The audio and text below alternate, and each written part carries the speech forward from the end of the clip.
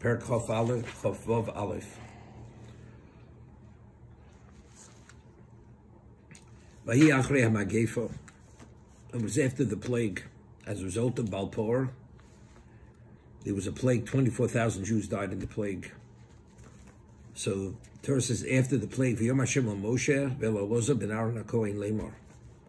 Hashem said to Moshe and Aaron, Elazar, who took his father's position, Su es rosh kol adas b'nei Yisrael, mi ben esem shana v'malo, me'savosam kol yetzitzom b'Yisrael, that you should count the families of the Bnei Yisrael, the whole congregation, based on the paternal line, from the age of 20 and above.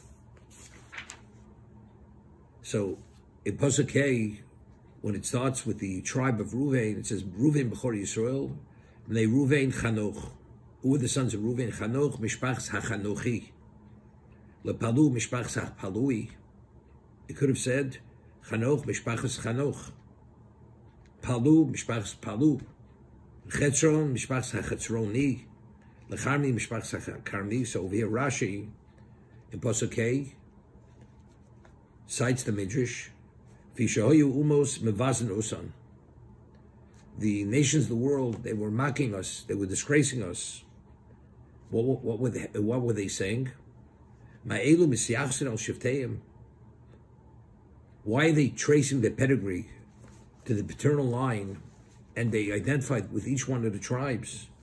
Surim heim shloshota hamitzrim beim yosem. They think for a moment that their mothers were not defiled by the Egyptians. They were raped by the Egyptians. In begufa and hoyu moshlim. If they dominated their bodies, they killed you, they tortured you, they persecuted you. There's no question. They defiled their women. So if that's the case, who are you fooling? What are you tracing your pedigree to your fathers? Therefore Hashem allows his name to be associated with every one of the tribes. Hey mitzadzeh, yud mitzadzeh. The hey at one side and closing with the yud. Lomar, it says hachanochi. My hey could have said chanoch. What's hachanochi? The hey and the yud. Meidani alehem shei b'nei avusem. As much as what the world thinks and claims, I personally attest to the fact that they are the sons of their fathers. That the pedigree is pure and accurate, exactly as they're doing. V'zehu shebefurish al yidei David, and this is the pasuk in Tehillim, shiftei ko. They are shiftei ko edus b'Yisrael.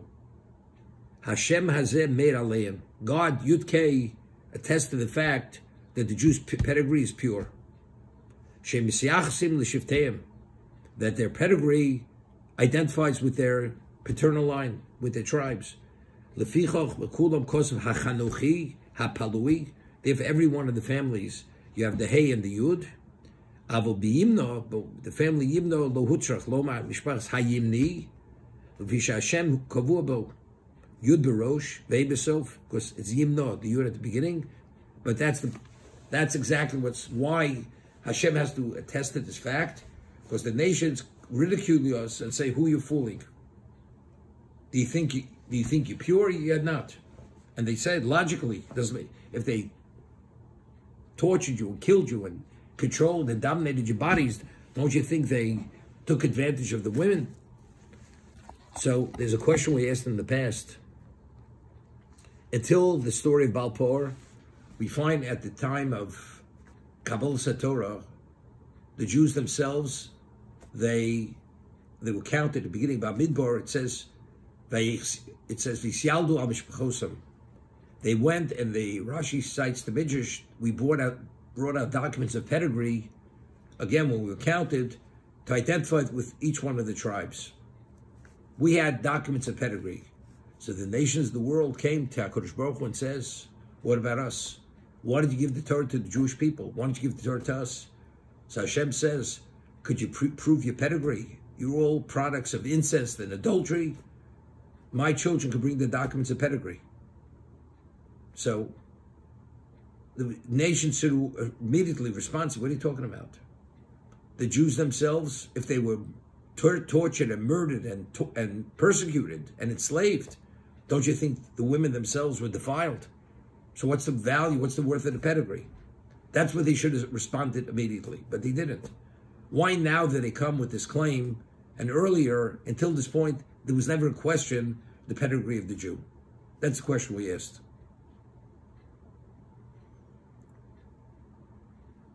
You know, there's a midrash, we find that Sari Menu, when Avram went to Egypt, what happened? Paro took Sarah, because Avram claimed it was a sister, and she was taken to the house, to the palace of Paro. But of course, Sari Menu did not allow Paro to even approach her, as it says. Rashi cites the midrash when she said to the Malach, Hach Hiko. When she said smite, he was smitten. And therefore, Paro immediately knew that this woman is not an ordinary woman. She's a holy woman, and she's a married woman. And this is when he said to Avram, what did you tell me? She was his sister. And then they left. He left with great wealth. The Midrash says, it wasn't so simple. Sari Menu, she was in a position, Paro, Egypt was the height of civilization. Paro was the monarch of that civilization. Sarah could have succumbed and say, I could become the queen of the world. But Chas v'sholom, Sari Menu did not allow Paro to approach her. In the merit of Sari Menu's modesty, her granddaughters in Egypt merited divine protection that no Egyptian defiled a Jewish woman. Because of the purity and the modesty of Sari Menu, her grandchildren were not defiled, her granddaughters. There was one incident, Shlomis Bas Divri, the story with the Egyptian raped a woman, and that's because she brought it upon herself. Because she was friendly, and she would go and say good morning, and she ingratiated herself. So she caught the eye of this Egyptian taskmaster. That's the only woman. Of the millions of Jew women who were there, she was the only one. It's not to be believed. The answer, it is a miracle. Klal Yisrael had divine protection that the Egyptian had no interest, or whatever context you put into, no Jewish woman was ever approached by an Egyptian man. It never entered their minds. Why now? So they had what we call a shmirah. We had divine protection. Why now, all of a sudden, did the Egyptians see us, does the world see us differently? Because the Jews themselves, until that point, were ultra careful in this area. It was never breached to any degree. The issue of modesty. Now this is the first time that the Jewish people allow themselves to cross that line, which was unheard of. Once it's crossed, so we don't have that divine or any longer. We're seen like them. The Jews are no different than we are. So if the Jews are different than we are, and all of a sudden a question arises in our minds.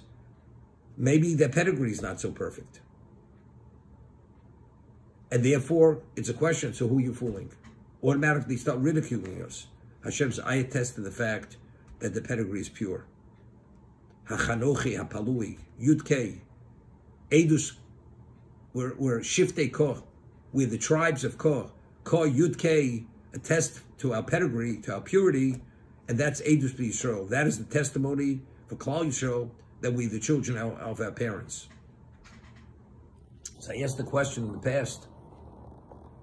Hashem attests to the fact, but what did the nation say? That's what God says. Of course, He's protecting His children. But we still have the question, because logically speaking, if the men could be murdered and tortured and enslaved, don't you think a man is naturally attracted to a woman? Don't you think the women were raped? And therefore they're not? So what kind of answer is this? It says, the nations of the world are what? A mevazin. Osam. They mevaza us. They disgraced us. You understand? We're not here to convince them. We have to know the fact ourselves. They have a good point. So the Edus, Shiftei Koh is Edus for us. We have to know the truth. It's relevant what the world says. Hashem says, you people are pure.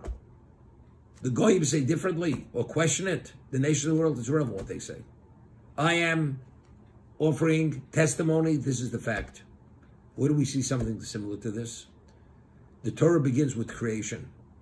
What is the Torah? The Torah is a script of obligation. What does creation have to do with our obligation as Jews? Positive, negative commandments. So Rashi cites Rabbi Yitzchok because ultimately the nations of the world are going to come with a claim against the Jews. How did we have a right to remove the nations of Canaan and take their land? We're a bunch of interlopers. We're thieves. HaKadosh Baruch Hu says, I'm the creator. I created this world. I give and I take. I gave the land of Canaan to my children. That's the right to be there. So what's the obvious question? You go tell it to the Arabs. Go tell it to the communists. Go tell it to all the atheists. They don't believe in God. So what's the value of the script, of the narrative that God created the world? So what's the answer? The answer is it's not for the world. It's for us. We have to know what and why we're there, that we don't have to have an issue of conscience. How do we behave this way? Therefore, the Torah begins with creation exactly for us to know it's Hashem's world. He created it. It's for His to give and it's for His to take. And He gave it to us, and that's our right to have it. The same thing. It's irrelevant what the world thinks. The world thinks we're illegitimate as they're illegitimate because the women were raped, defiled, or committed adultery. That has no relevance to us because God says, you are the children of your fathers.